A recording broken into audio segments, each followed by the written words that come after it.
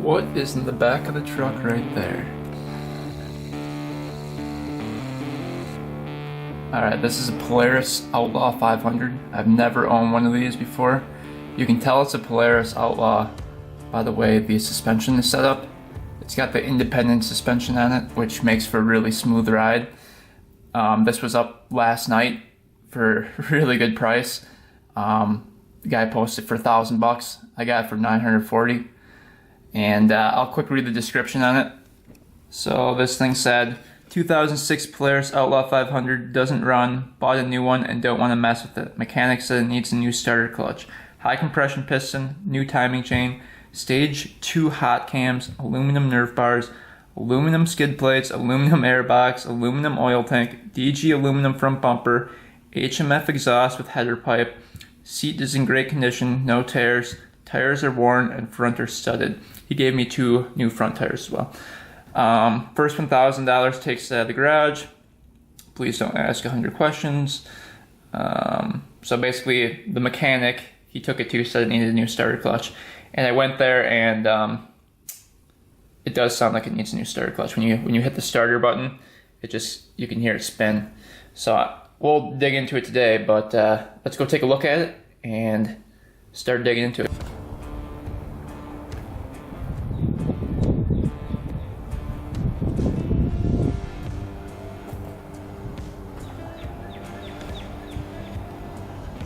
Alright, here it is, 2006 Polaris Outlaw 500. $940 for this beast. So, I guess it was running pretty good. The guy had it out on the ice, and all of a sudden the starter just stopped working. So, that was the main issue he had with it. He also said that he had problems with the high compression piston, being too much compression. So, you know, like starting it and stuff was a little bit difficult. And he said it would just break stuff because of the high compression. So he gave me a couple parts with it. The Flywheel piston. This is the high compression one that was put in. So this is the stock one that came out of it. And the stock one is actually good still. And the guy that sold it to me recommended that I put the stock one back in. Take a look at the piston. That's a big boy piston right there. Thing's giant. Look at that thing. It's like the palm of my hand. But yeah, it looks pretty good. So we might end up putting the stock piston back in it, this one, back in it. Because I don't know if this thing can handle the high compression piston. But we'll look at that later. So at least we've got options here. And then we've got a couple other parts in here. We've got, I believe this is the stage 2 hot cams card. It says stage 1, Predator 500. So these are those. Seems to be in pretty good condition. Nothing looks too worn on them. So that's pretty cool. So that's another option we've got. We got to figure out what we want to do with this thing. Probably going to try to get it started the way it is right now. And then this is the hot cams.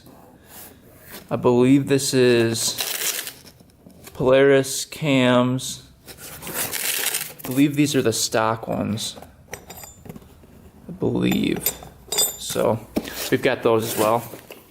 Kind of nice. Little filter, bunch of nuts and bolts. It looks like this guy tore the whole machine down. Oh, here's some jets and stuff that go with it. Cool. So man, this guy put a lot of money into it. Some main jets right here. A couple pilots in there. Throttle. Needles. That's a nice little kit. What else we got? Just in parts alone, I mean, probably pay for itself. Got a sprocket, a little rusty, but not that big of a deal. Some wiring. Oh, that's what I was looking for. The stock CDI. Right now, the CDI on it is right there. I looked it up. These things are like $100. Pro, what does it say? Pro, I can't read it, but that's the logo. I've seen these around. They're pretty expensive CDIs, but I'm glad we have the stock one because a lot of people change these CDIs on here and they cause a bunch of issues. So I wonder if that's part of the issue. Not too sure, but at least we've got the stock one too. That's awesome. We've got a back sprocket in here. Two of them. Two back sprockets. Some clamps. Another shifter. Handlebar mounts. Lots of good stuff in here. Every single bolt you could imagine. So that's a good collection of parts. Swing arm bolt. Cool. And then we've got these Razor Maxxis tires. The front ones are studded on it. That's why he gave me the other set. You could probably take these studs out and get away with it. The back ones aren't studded, so that's kind of nice, but the front ones are. What else we got for parts? We'll get to the quad in a second. We've got the wraps for the shocks in the front.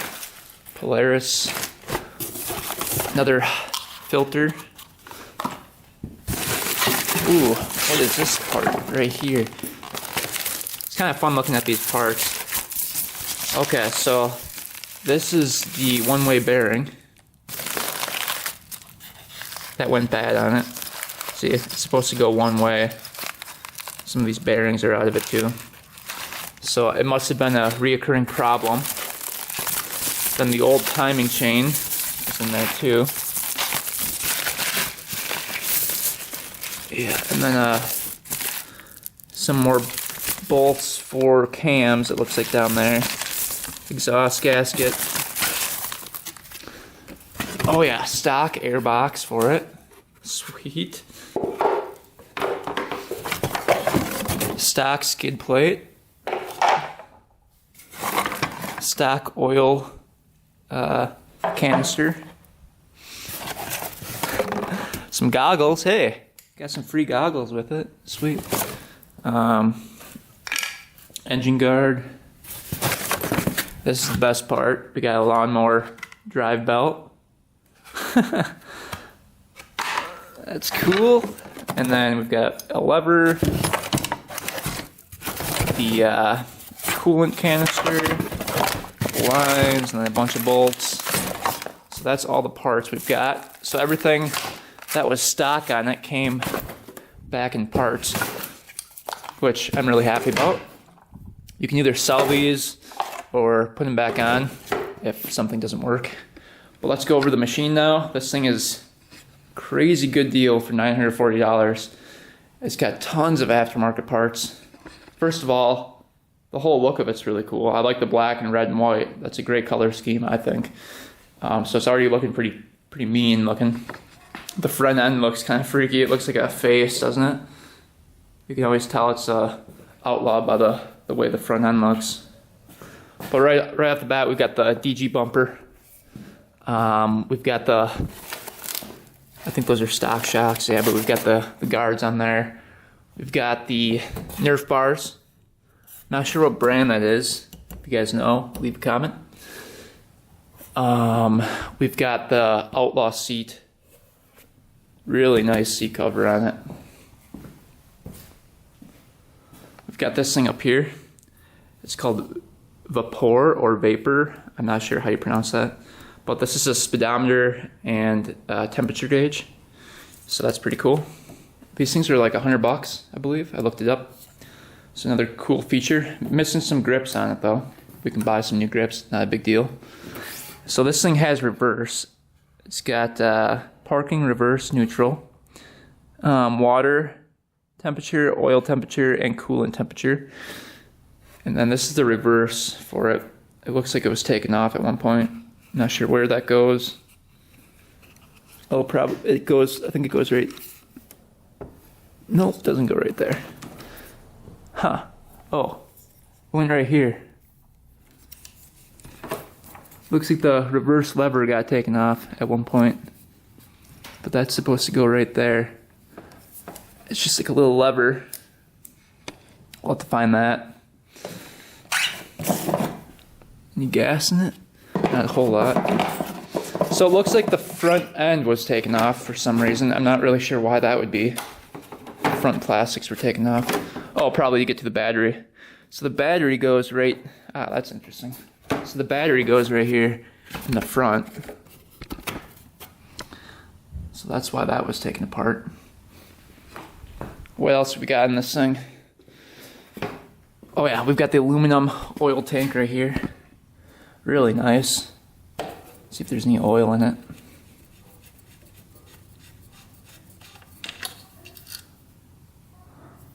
Oil looks pretty good. Oil's like brand new in it, which could be good or bad. I don't know if they changed it right before they sold it, or if they changed it when they were looking here. Not too sure. But that's a nice oil tank there. What else is got on here? What kind of levers? Just stock levers. Oh yeah, the pipe. HMF pipe. That thing's nice.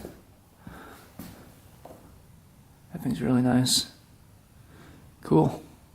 And then we've got underneath the seat. Take a look.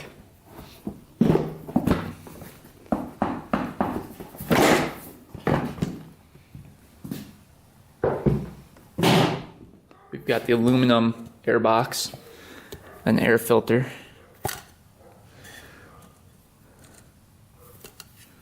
Must have been trying to get it to start with some stuff sprayed down the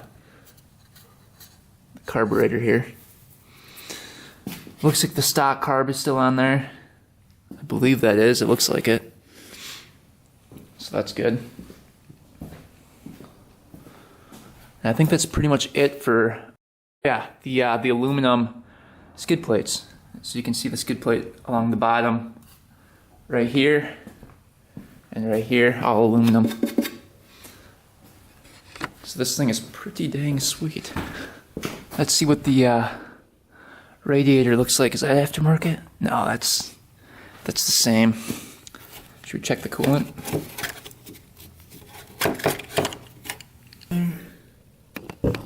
Oh yeah.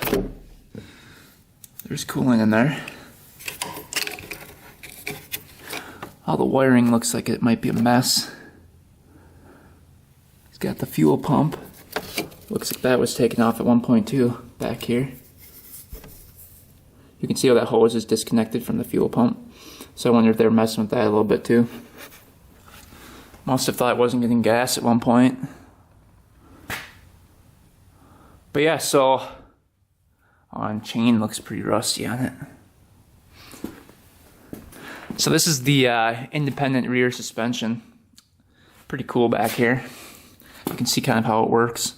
So we've got the chain on this side, and then we've got like a CV axle going to the back wheel over here. I'm not really sure how this whole thing works, but it's very interesting. Then two shocks in the back, see that? But kind of a cool look. I guess the previous owner said it just really is really smooth on the trails because this independent rear suspension just absorbs all the little bumps. So those look like they're in good shape, not loose or anything. Everything looks like it's in pretty decent shape. There's some paint rubbed off in some places, but that's really the only thing I can see wrong with it. It's not too bad. Cosmetically, it's not bad at all. It didn't leak any oil overnight, so I think all the brakes work and everything. So what we're gonna do is hook up a battery to it and give it a little jump. I want you guys to see what it does before we start digging into it. We'll do that and then take off this cover. All right, we got the charger hooked up to the correct areas. Let's just see if this thing turns on and lights up here. Oh yeah, neutral. Let's see if the lights work. Oh yeah, baby. There's high, or no, that's low. There's high. Cool, lights work. See what happens when we crank it over here. I'm kind of afraid. Ooh, that doesn't sound good. I'm not gonna crank it over any more than that because I think something's binding up in there. So let's take off this cover and see what's going on.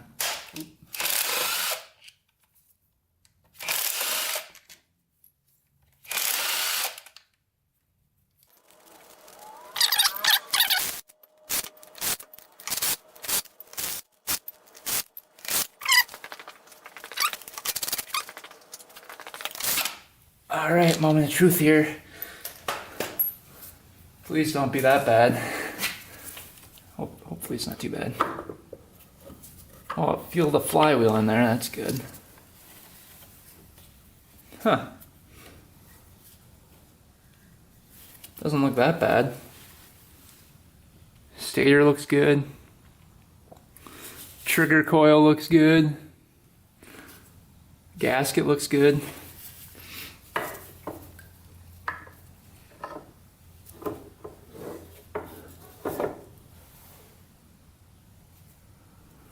Starter looks good.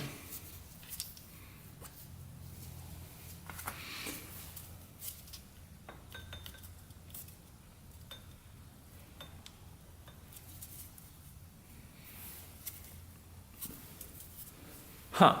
I don't know what's wrong with it. The one-way bearing seems fine. Look at this.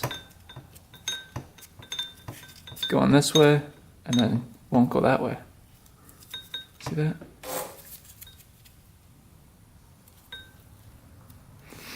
Let's get a wrench on here and crank this thing over. Maybe the woodruff key broke. Looking at the teeth, seeing if those are worn out. Doesn't look like it.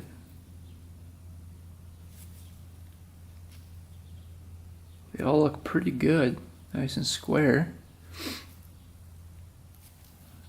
See the small sprocket. Doesn't look like they're worn out. Something was grinding in there. What the heck was grinding? Those teeth all look good too. I'm trying to look for like a broken piece or something, but nothing looks broken on there. Yeah, we'll get a wrench on this. See what happens when we turn it over here. Oh, that has some compression. Oh yeah, look at that. The one-way bearing is just going both ways. Oh, sometimes locks up, sometimes doesn't. Yeah, he was right. It is the one-way bearing. See how it sometimes locks up? It must be in like certain positions it locks up and sometimes not.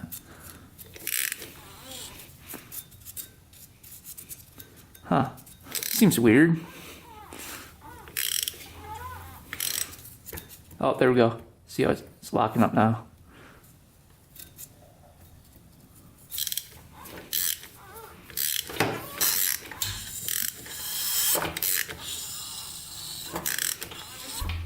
Oh, listen to that compression.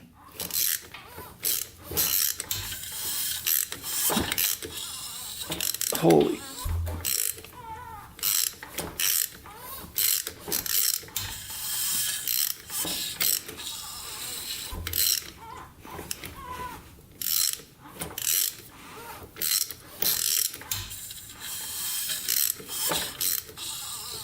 Holy cow.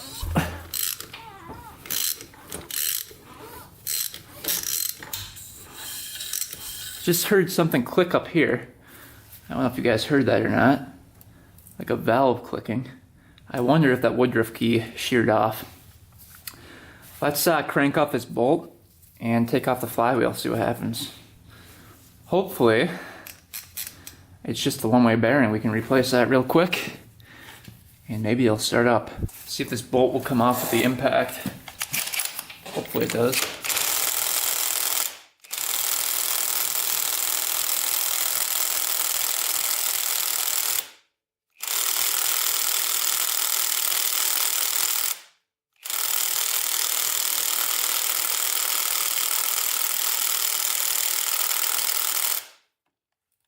That's on there. That is on there for sure. Alright, so I tried putting it in gear and then holding the back brake, trying to get that nut off. That didn't work. So I think we're going to head to Menards and pick up a new impact gun. One that can hook up to the air compressor and zip that thing right off. Hopefully. In the meantime, I set this thing to top dead center. You can see the T right here on the flywheel.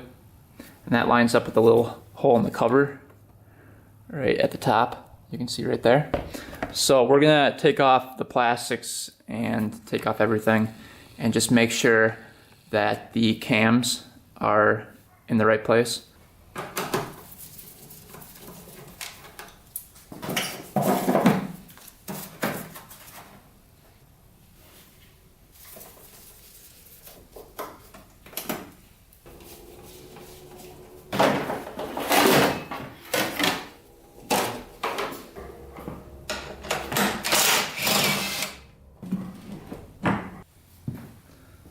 Alright,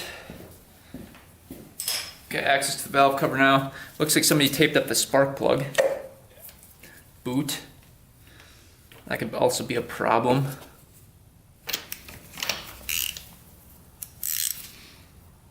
Ooh. Holy. Ugh. That thing was in there.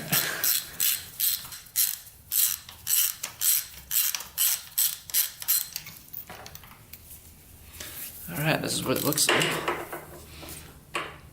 Looks like it was running pretty lean. See how the tip is white in here? Yeah, very lean running.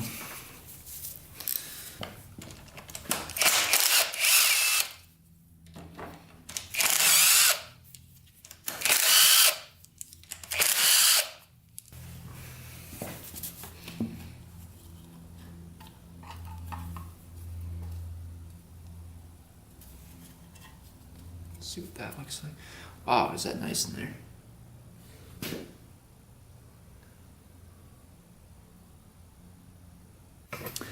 Alright, so everything looks really clean in here, for sure. But, take a look at this. First of all, there should be a dot up here and a dot up here. It does not look like there is. Yeah, these are... This is at top to center right now, by the way. So, if you look down the spark plug hole, you can see the piston is at the top. Look at where the lobes are pointing. They're pointing towards each other. They should be pointing away from each other. So, this thing is completely either timed wrong or that Woodruff key broke and is causing the timing to be off. Or, let me just feel the timing chain. Ooh, that's pretty tight. I don't think it skipped time up here. Pretty sure it didn't do that. Yeah, so these lobes should be pointing away from each other. And they're pointing towards each other. So, that's not good. Hopefully, the valves aren't bent. That would be the worst case scenario, is all the valves are just junk. Or, you know, we have a new piston, so that wouldn't be a big deal, but I could hear clicking up here, so I figured something was going on. And sure enough, that's not good. So, really we have to wait until we get that flywheel off and see what's going on underneath there.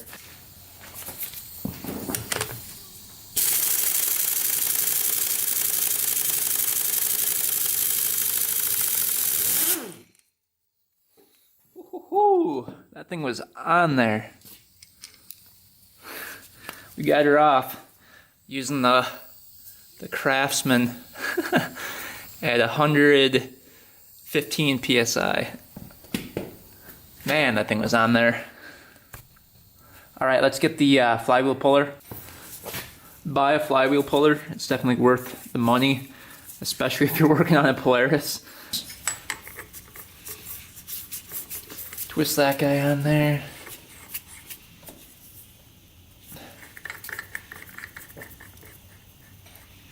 Oh, it just came right off. Like it wasn't even on.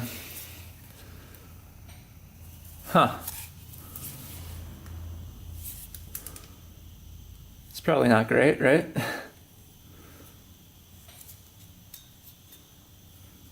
Well, the woodruff key isn't broken.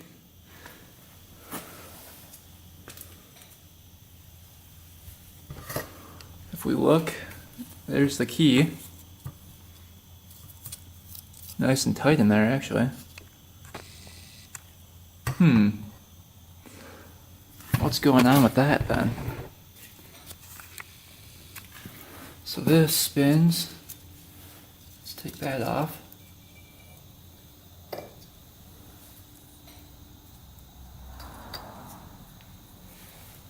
This bearing looks good.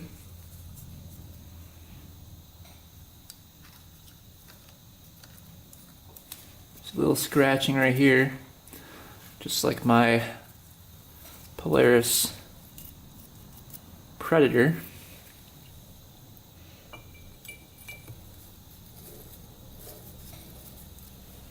Huh. Take a closer look at the flywheel.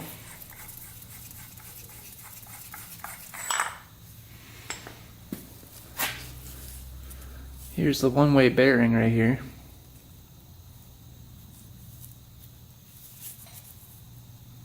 Doesn't look like anything's broken in there.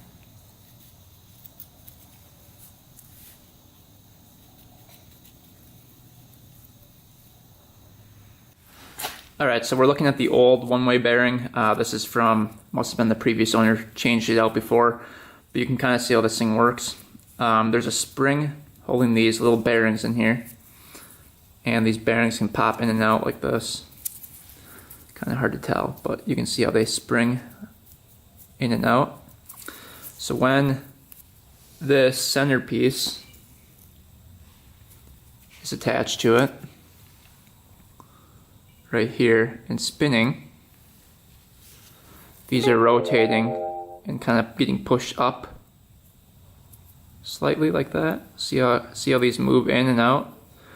But when it's spinning the other way and these are held down, these bearings can't move because there's little grooves. See how the way they're shaped? It can't move that way, but it can move this way. See how there's room moving that way? So it can move up this way, but it can't move that way because it's getting pushed up against the sidewall right here. So when it's rotating this way, it can move and push those up. And when it's moving this way, see how it can't move because those are pushed to the max. So that's kind of how that works. Here's the bearing right here. That's bad. So this one, I don't really know why is bad. The bearings must just be worn out on the inside. These can get worn down. So the pieces that get worn down are these little top pieces right here can get worn down. And if they're worn down, they can go up further and cause the whole bearing to spin. So eBay sells a kit for, the bearing, and you can get the gear. People like to check out the outside of the gear to see if there's any markings on here, because this actually goes right inside where the bearings are. And that feels pretty smooth in here. I don't feel any imperfections. You also want to check the inside of here. This goes right on that roller bearing on the crankshaft, and that's really smooth. So see when we're rotating this way, they get smaller. Those little ball bearings get smaller because they're being pushed up against that spring, and the shape of these bearings are like curved. See that? But when you push it this way, see how they get bigger? Because they can't go anywhere, and then the shape of it pushes those bearings out. So that locks it up.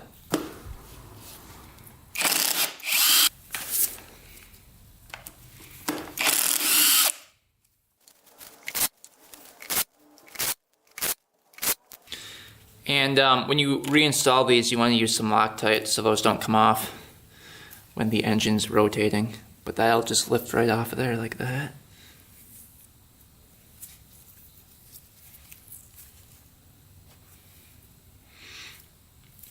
And this will actually pop out. Yeah, you can see the spring was broken. So that's why that one broke. Huh. That's crazy. So all the bearings just came out.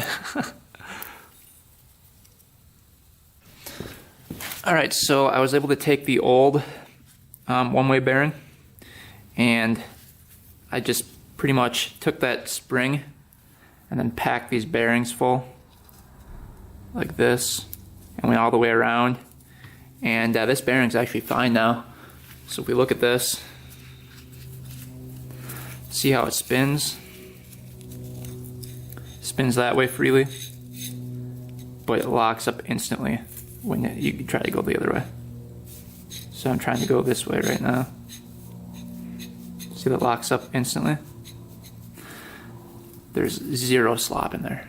So that's a working bearing. So we're gonna actually install it like that, and that should be good to go. All right, so we're gonna reinstall these. We've got some Loctite here. Put a little bit on there.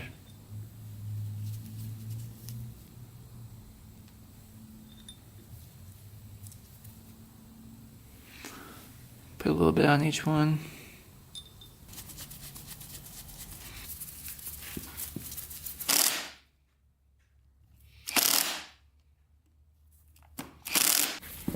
All right, reinstall this guy.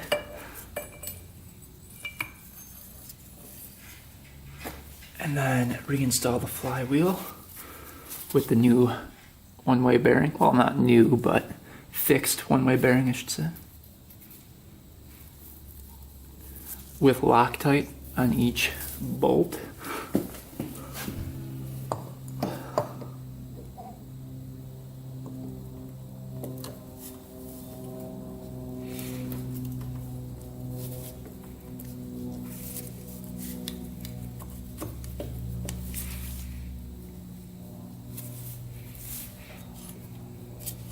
Now you can see that gear only spins one way. That's nice and tight on there too.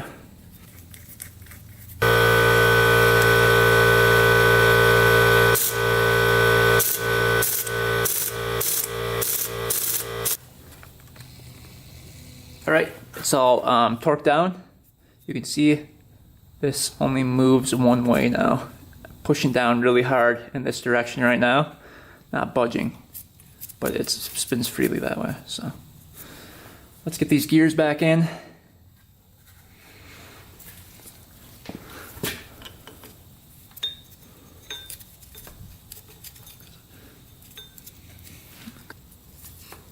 It goes like that. All right, one-way bearing problem's fixed. I'm still gonna order up a new one just in case this one fails again. So we have that as a backup. But next step is going to be timing this thing. We can see that it's completely wrong, so what we have to do is take off the cam holder and then rotate these cams until these lobes are pointing the other way, and there should be a dot right here and then a dot right here and then over here. Right now there's only a dot right there, and that's incorrect. Next video, we'll see if this thing starts. Anyway guys, thanks for watching. Thanks for subscribing. Till next time, we are out.